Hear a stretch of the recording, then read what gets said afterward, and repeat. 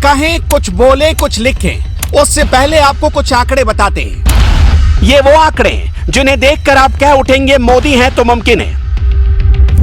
2014 में ऑस्ट्रेलिया के PM Tony Abbott ने पीएम मोदी को भगवान नटराज की बेशकीमती कांसे की मूर्ति लौटाई। 2014 में ही ऑस्ट्रेलिया ने चोल साम्राज्य की एक और मूर्ति भारत के नाम कर दी। जनवरी 2020 में ऑस्ट्रेलिया ने 2 द्वारपालों की मूर्ति और नागभट्ट की मूर्ति भारत को सौंप दी।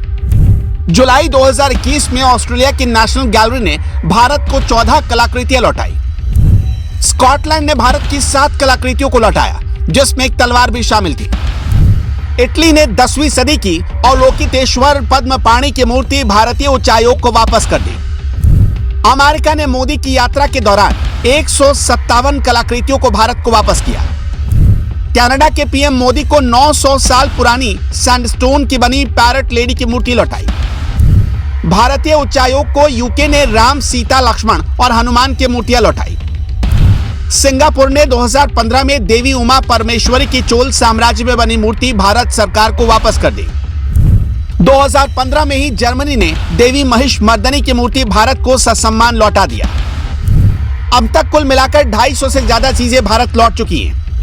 यही वो आंकड़े हैं जो मोदी है तो मुमकिन है कि दावों को सच साबित करते हैं। ये सारी चीजें विरोधियों को जुमला लगेंगी, लेकिन सच्चाई यही है कि विश्व पटल पर भारतीयों का जलवा देखकर दुनिया की राय बदल चुकी है।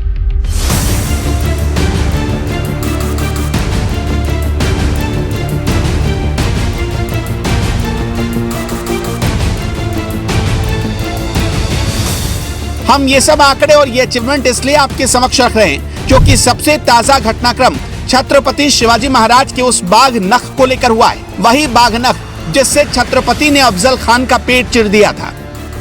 जी हाँ, इतिहास का सबसे कामयाब और सबसे घातक बाघ नख जो अंग्रेजों के देश में लगभग 200 साल से मौजूद है, वो अब भारत लौटने वाला है। इस बाघ नखे की पूरी कहानी आपको बताने से पहले आपको बताते हैं कि अभी कहाँ है।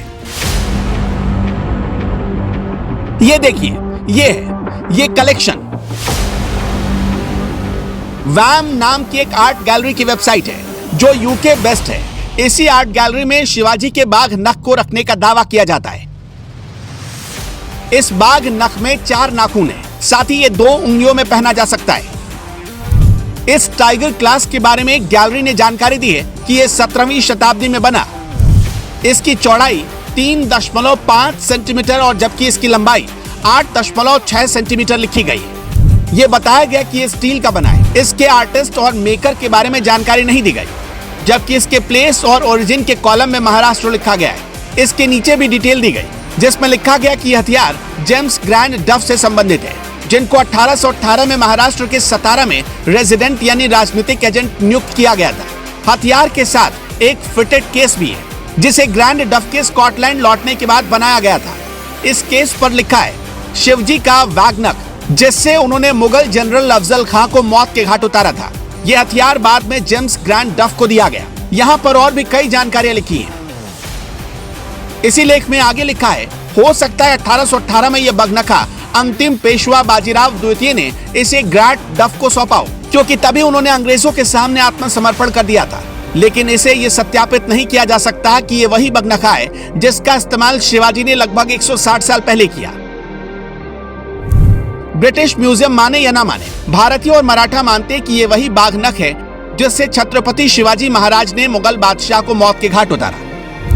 केंद्र में मोदी सरकार और महाराष्ट्र में बीजेपी के सहारे शिवसेना के शिंदे गुट की सरकार है। कहा जा रहा है कि इसी सरकार के संस्कृति मंत्री सुधीर मुनगंटीवार जल्द लंदन जाएंगे और एक एमओयू पर साइन कर बाघ नख को लेकर वापस भारत लौटेंगे। सुधीर मुनगंटीवार ने एक इंटरव्यू में कहा, हमें ब्रिटेन के अधिकारियों से पत्र मिला है। वो छत्रपति शिवाजी महाराज के बाघ नख को लौटाने के लिए तैयार हैं। हिंदू कैलेंडर के आधार पर हम इसे उस दिन की सालगिरह पर हासिल कर सकते हैं जिस दिन शिवाजी महाराज ने अफजल खान को मार दिया था। कुछ और तारीखों को लेकर भी विचार जारी है। साथ ही बाघ नख की वापस लाने के साधनों पर भी काम किया जा रहा है। मोदी सरकार की अगुवाई में महाराष्ट्र सरकार कोशिशों में जुटी है। इन खबरों के बीच आप एक बात जरूर जानना चाहेंगे, आखिर कैसे शिवाजी ने अफजल खान को एक बाघ नख से मार गिराया। तो सुनिए उस ऐतिहासिक दिन की पूरी कहानी। दिन 10 नवंबर साल 1659। बीजापुर का सिपहसालार अफजल खान और छत्रपति शिवाजी महाराज एक तंबू में मिले। अफजल खान ने शर्त रख दी थी कि शिवाजी निहत्थे मिले, लेकिन शिवाजी जानते थे कि वो बहुत धूर्त है, जरूर कोई चाल चलेगा और धोखा देगा। इसलिए शिवाजी पहले से ही बाएं हाथ में बाघनख, दाएं हाथ में बिछुआ नाम की तेज कटार छिपा कर ले गए थे। साथ ही अपने सिर पर पगड़ी के नीचे एक लोहे का कवच लगाकर भी ले गए थे। अपने चरित्र के अनुरूप लंबा चौड़ा अफजल खान जब शिवाजी के गले मिला तो उन्हें पहले उसने दबाकर मारने की कोशिश की, फिर तलवार से हमला करने की कोशिश की, लेकिन इसी बीच शिवाजी ने जल्द से जल्द बाघनख से उसका पेट फाड़ दिया, साथ ही कटार से भी हमला कर दिया। अफजल खान घायल हो गया तो मुगल सैनिक उसे वापस ले जाने लगे। इसी बीच शिवाजी ने अपने सैनिकों को इशारा कर दिया और सभी सैनिक शेर की भांति मुगल सैनिकों पर टूट पड़े।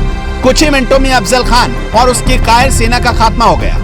सालों तक शिवाजी महाराज के वंशजों ने इस बाघनख को सुरक्षित रखा, लेकिन जैसे ही ईस्ट इंडिया कंपनी और अंग्रेजों का भारत में कब्जा होने लगा तो ये बाघनख जेम्स ग्रैंड डफ के पास चला गया। डफ ब्रिटिश सैनिक और इतिहासकार थे। स्कॉटलैंड लौटने के बाद उन्होंने मराठाओं का इतिहास लिखा, जिसका पहला पब्लिकेशन 1826 में हुआ। डफ ने इस लेखन से काफी लोकप्रियता बटोरी। अगर आप छत्रपति शिवाजी महाराज के बाघनख पर बताई गई इस जानकारी से संतुष्ट हैं और आपको कुछ नया जानने को मिला तो हमें कमेंट करके जरूर बताएं।